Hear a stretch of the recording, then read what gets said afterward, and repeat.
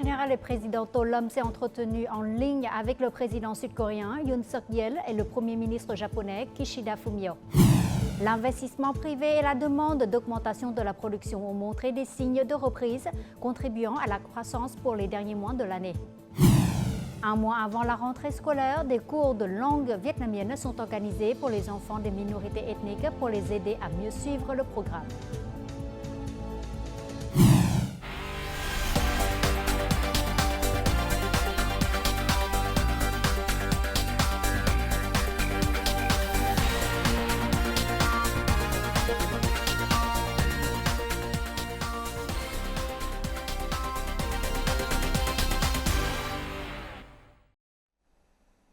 Mesdames et messieurs, bonjour, bienvenue au journal francophone.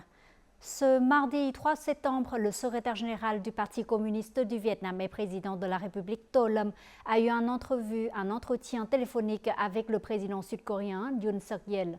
Le chef de l'État sud-coréen a exprimé ses condoléances pour le décès du secrétaire général du parti Nguyễn Phú Trọng et sa conviction que le parti et l'État du Vietnam dirigé par le secrétaire général et président To Lam continueront de récolter des succès encore plus grands, améliorant la position et le prestige du Vietnam sur la scène internationale. Les deux dirigeants ont convenu de renforcer la compréhension mutuelle et la confiance politique en maintenant des échanges et des réunions de haut niveau, tout en augmentant la coopération en matière de sécurité et de défense et en promouvant la coopération économique, commerciale et d'investissement. Concernant la question de la mer orientale, les deux parties se sont mis d'accord sur la nécessité de maintenir la paix, la stabilité, la coopération et le développement et le respect du droit international et de la Convention des Nations Unies sur le droit de la mer de 1982. Toujours ce soir, 3 septembre, le secrétaire général et président To Lam s'est entretenu en ligne avec le président du Parti libéral-démocrate et premier ministre japonais Kishida Fumio. Le chef du gouvernement japonais s'est déclaré convaincu que le dirigeant vietnamien continuera à jouer un rôle crucial dans la promotion et l'approfondissement des relations Vietnam-Japon. De son côté, le secrétaire général et président To Lam a réaffirmé que le Japon est un partenaire clé du Vietnam dans sa politique étrangère d'indépendance, d'autonomie, de paix, d'amitié, de coopération et de développement. Les deux dirigeants ont exprimé leur satisfaction face au développement fort, rapide et global des relations bilatérales.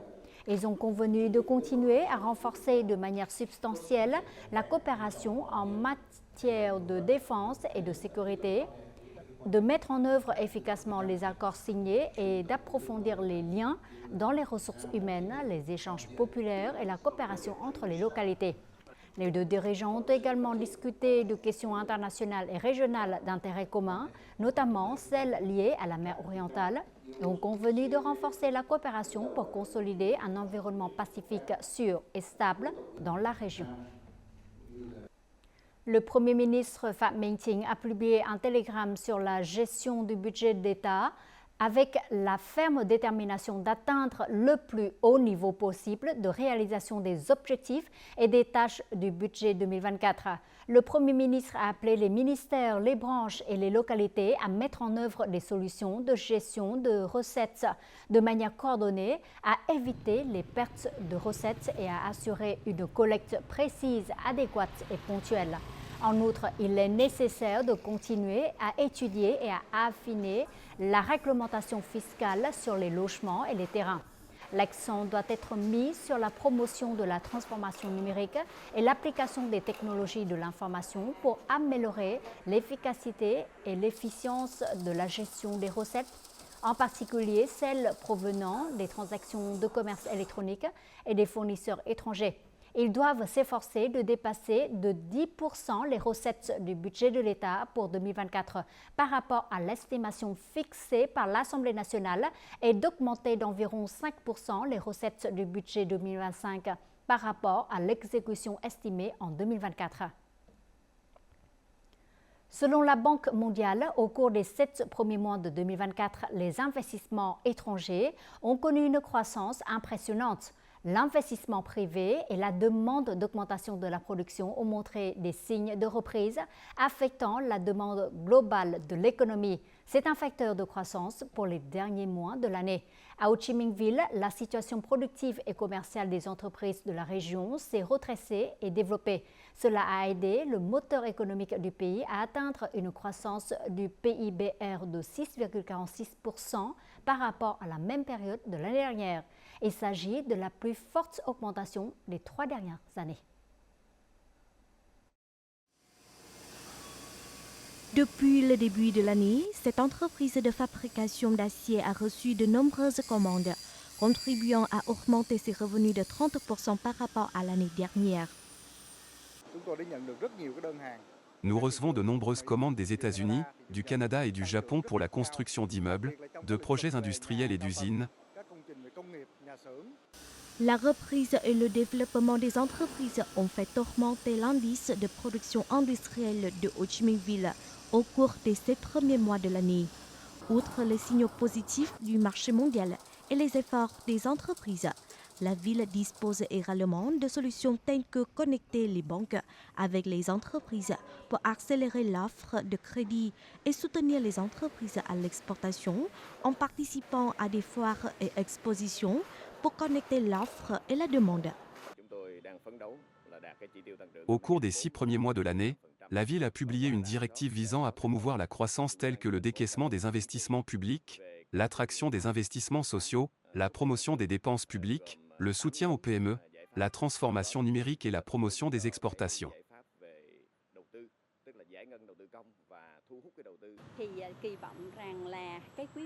Nous prévoyons une croissance de 8% au troisième trimestre et de plus de 8,7% au quatrième trimestre. Selon les experts, Ho Chi Minh Ville se concentre actuellement sur la promotion d'un ensemble de solutions visant à attirer les capitaux d'investissement de l'ensemble de la société, accélérant ainsi les dépenses publiques. La ville accélérera au cours des mois restants de l'année pour atteindre l'objectif d'une augmentation du GRDP de 7,5% cette année.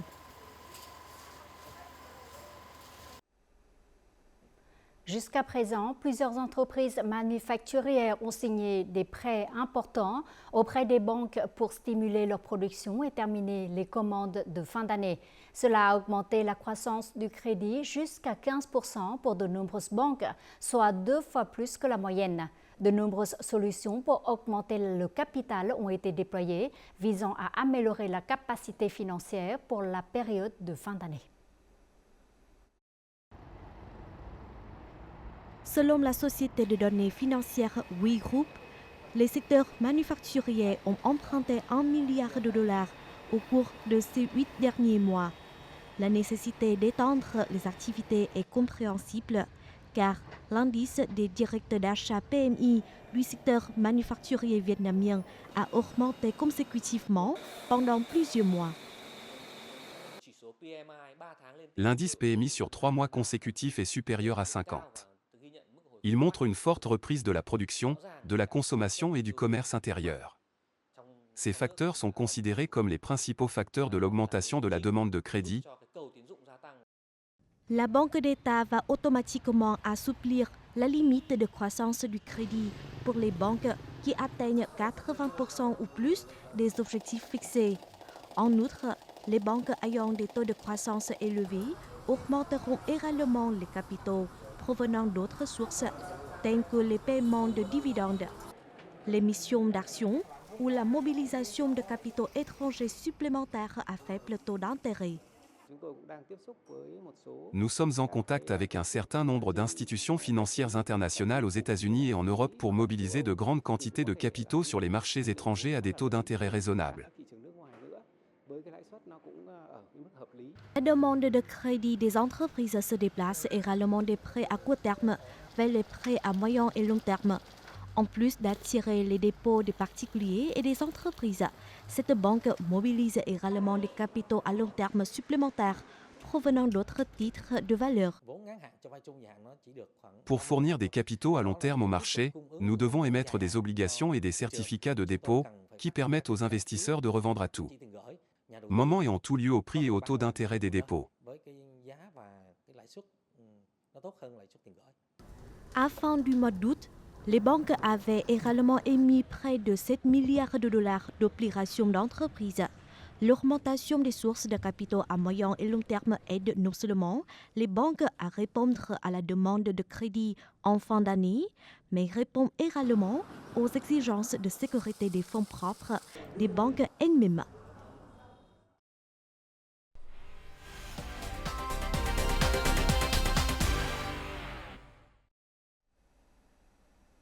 Le 2 septembre à 21h, Ho Chi Minh Ville a illuminé le ciel avec des feux d'artifice sur 2 sites, à savoir l'entrée du tunnel de Thủ Thiêm, ville de Thủ Đức, et le parc culturel de Đầm Sen, 11e arrondissement, pour célébrer la fête nationale.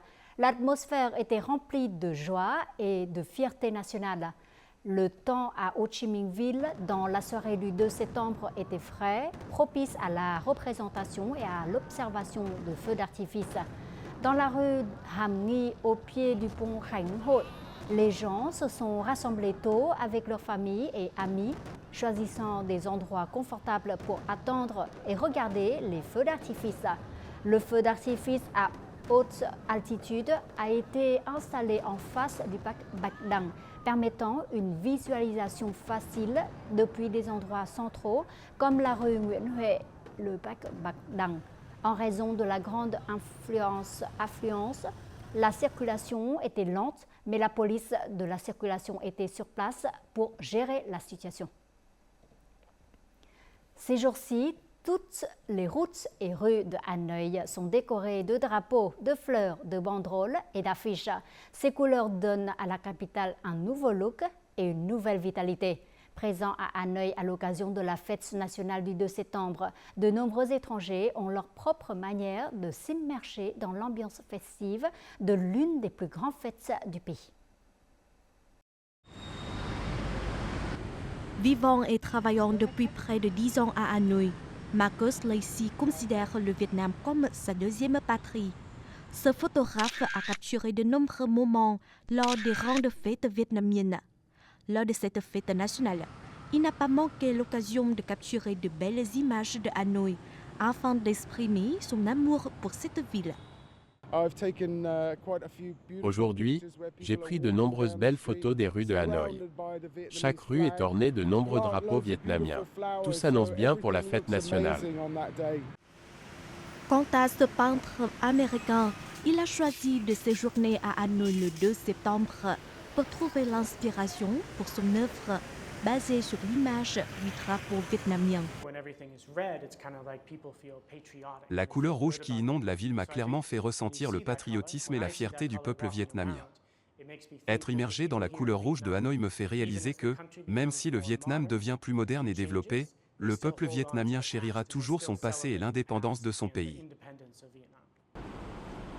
De nombreux amis internationaux choisissent d'en apprendre davantage sur l'histoire et la culture pour mieux comprendre le Vietnam.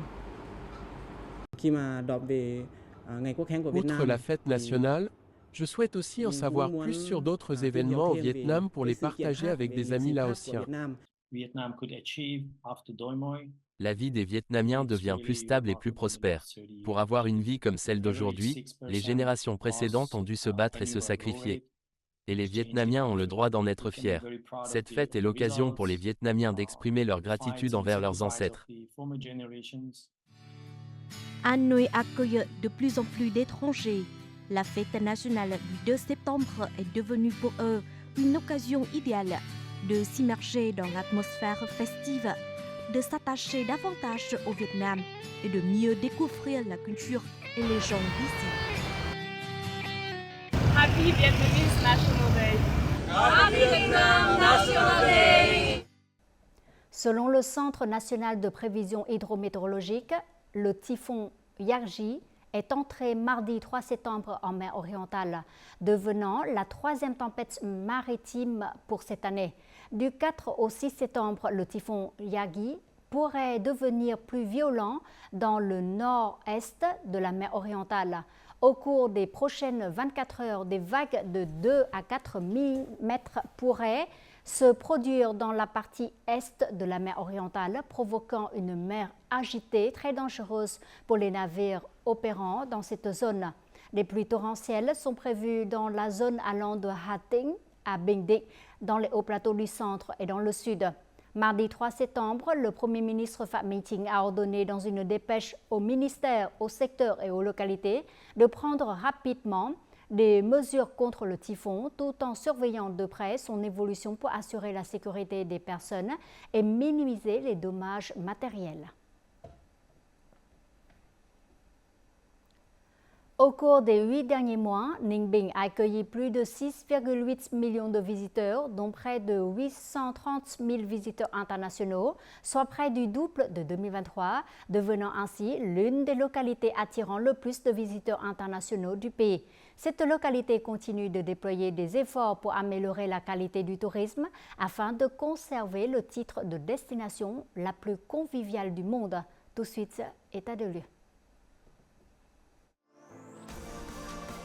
Ninh Bình est une province avec un grand potentiel de paysages naturels spéciaux et un riche patrimoine historique et culturel, attirant l'attention de nombreux touristes nationaux et étrangers.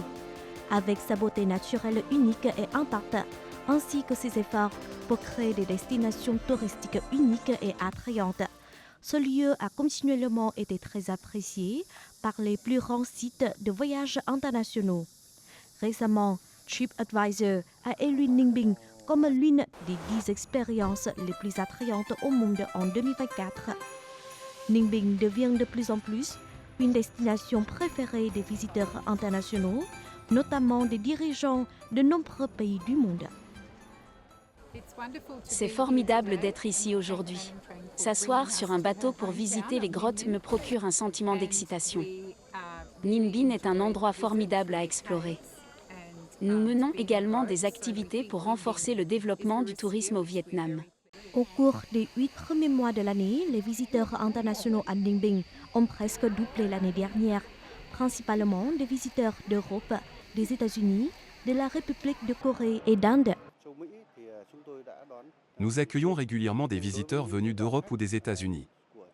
Mais les touristes sud-asiatiques ont des différences culturelles. Nous devons donc nous concentrer sur la formation des ressources humaines pour répondre aux exigences des touristes.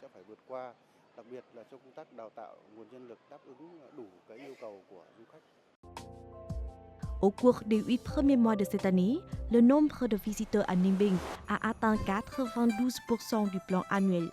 En 2024, l'industrie touristique locale fera une percée puisque la haute saison pour les visiteurs internationaux débutera en septembre.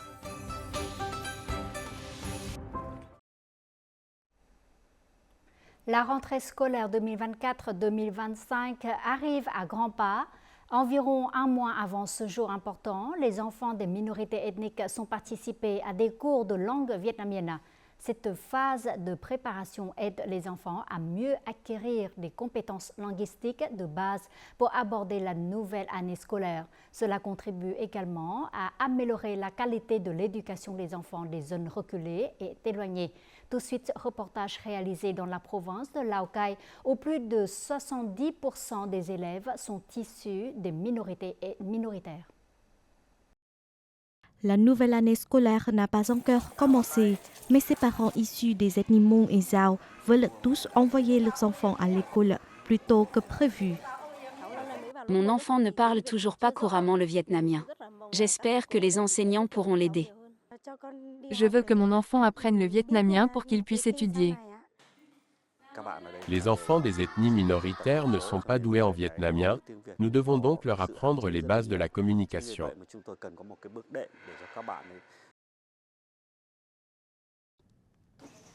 L'école primaire internat Sang Ma Sao accueille plus de 100 élèves en CP cette année. Il s'agit d'une commune montagneuse particulièrement difficile de la province de Lào Cai. Les élèves sont issus des ethnies Mông, Dao, Dai et ils parlent donc leur langue ethnique à la maison et n'utilisent le vietnamien qu'à l'école. Par conséquent, pour enseigner le vietnamien, les enseignants doivent également connaître les langues ethniques des élèves. Enseigner le vietnamien aux enfants ethniques avant d'entrer en première année est une solution clé pour assurer une communication de base. Grâce à cela, les enfants peuvent suivre le programme de formation générale. La langue vietnamienne est un élément essentiel de l'identité nationale du Vietnam. L'UNESCO soutient et investit toujours dans l'éducation pour garantir l'égalité d'accès à l'éducation pour les enfants où qu'ils se trouvent. Pour la première fois, les élèves dans les zones reculées ont pu utiliser des appareils d'apprentissage modernes et lire des livres vietnamiens. En plus d'apprendre le vietnamien, les enfants apprennent également la discipline, les compétences en communication et le comportement.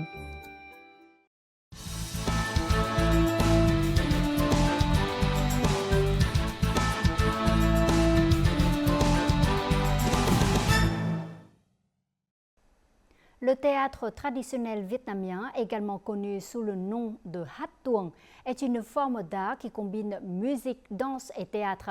Auriez-vous imaginé que le tuồng serait interprété avec la musique électronique? Cette combinaison unique a été réalisée par le chorégraphe et artiste du mouvement Tu Hoang à travers le spectacle Facing Infinity. Cette performance montre le mélange d'éléments traditionnels de tuồng et de la musique électronique comme Vina House pour raconter des histoires sur les croyances culturelles et religieuses du Vietnam.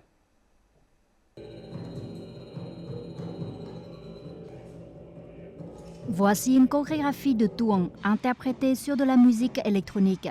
L'espace scénique minimaliste et mystérieux véhicule des images abstraites. Le spectacle Facing Infinity a été interprété par le groupe Lên Ngan et l'artiste Tu Hoang. Il raconte l'histoire du personnage Ego qui représente de nombreuses personnes dans la société de 1986 à 2000 où l'individualité s'est libérée. Tu Hoang et les artistes de Lên Ngan espèrent transmettre les images de rituels spirituels traditionnels vietnamiens à travers une combinaison unique d'art du spectacle tuồng et de musique électronique.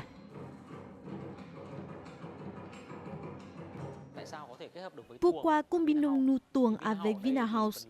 Nous utilisons le Vina House avec un rythme linéaire. Côté mouvement, vous verrez beaucoup de danse Vina House dans les rues. Lorsque ces matériaux contemporains sont associés à l'art ancien, cela évoque beaucoup de choses. Derrière le succès de ce spectacle unique se trouve le chorégraphe et artiste du mouvement Tu Hoang. Au cours des 10 dernières années, il a collaboré avec de nombreuses troupes de danse de renommée mondiale des Pays-Bas, de Suisse, d'Allemagne et de Taïwan et a récolté de nombreux prix internationaux. Le spectacle de danse Facing Infinity est comme une salutation subtile que Tu Hoang à son retour au Vietnam, promettant d'apporter un nouveau souffle à l'art de la danse contemporaine du pays. Bonjour Hoàng Ngọc Tú. Tout d'abord, félicitations à vous et à votre équipe pour avoir terminé avec succès ce spectacle de danse Facing Infinity. Il a reçu un accueil très enthousiaste de la part du public de Hanoï. Alors, pouvez-vous nous en dire plus sur ce spectacle? L'intrigue de cette pièce est assez orientale, comme l'image d'un ciel rond et d'une terre carrée avec 4 directions, Est, Ouest, Sud, Nord. Ce sont des choses très proches des Vietnamiens et des Asiatiques. Nous combinons cette intimité avec une réflexion contemporaine sur l'image, le mouvement et le son pour créer une œuvre différente. Vous avez passé beaucoup de temps à rechercher des éléments culturels à intégrer dans ce spectacle. Avez-vous rencontré des difficultés? Nous n'avions qu'un mois pour nous préparer. Le temps disponible pour terminer une performance et la quantité de travail nécessaire pour créer une pièce complète était très limitée. Grâce à Facing Infinity, j'ai eu la chance d'étudier davantage le tuồng. Nous avons développé un cadre structuré et adapté à la performance, en veillant à ce qu'elle soit la plus cohérente et la plus agréable possible pour le public. Nous avons sélectionné les éléments clés de chaque mouvement, représentant la tradition et l'innovation, la scène et la société, et les communautés. Personnellement, j'aime Vinahouse parce qu'il possède une forte énergie. En tant qu'artiste du mouvement, je ne peux m'empêcher d'être attiré par une telle énergie. Le plus grand défi dans le domaine artistique est de savoir modérer et trouver la différence et les points communs pour bien les agencer. Participer à ce spectacle de danse et coopérer avec les artistes du groupe Lengan vous aide-t-il à mieux comprendre vos origines? Ce retour a été pour moi une expérience profondément personnelle. Vivant loin du pays natal depuis mon enfance, je n'ai pas vraiment prêté attention à l'art traditionnel vietnamien. Aujourd'hui, en revenant, je me suis rendu compte de la diversité et la richesse de l'art vietnamien. Pour développer ma créativité, j'ai dû apprendre beaucoup de choses sur le théâtre et les traditions vietnamiennes. Vous avez vécu de nombreuses années à l'étranger. Lors de ce retour au Vietnam, comment évaluez-vous vos partenaires vietnamiens? J'apprécie l'enthousiasme des jeunes Vietnamiens.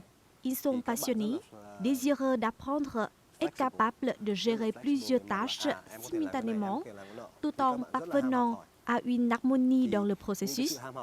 Je suis reconnaissant envers l'équipe de production de Lengan et toutes les personnes impliquées, car nous n'aurions pas pu y parvenir sans leur soutien.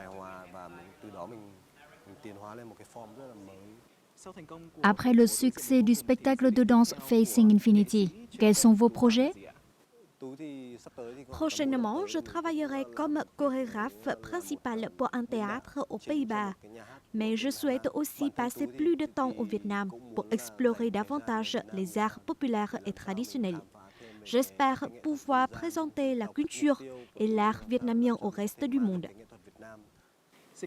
Encore une fois, merci pour cet entretien. Nous espérons que vos projets continueront d'être bien accueillis par le public vietnamien et international. En fin du journal, découvrons tout de suite les prévisions météo.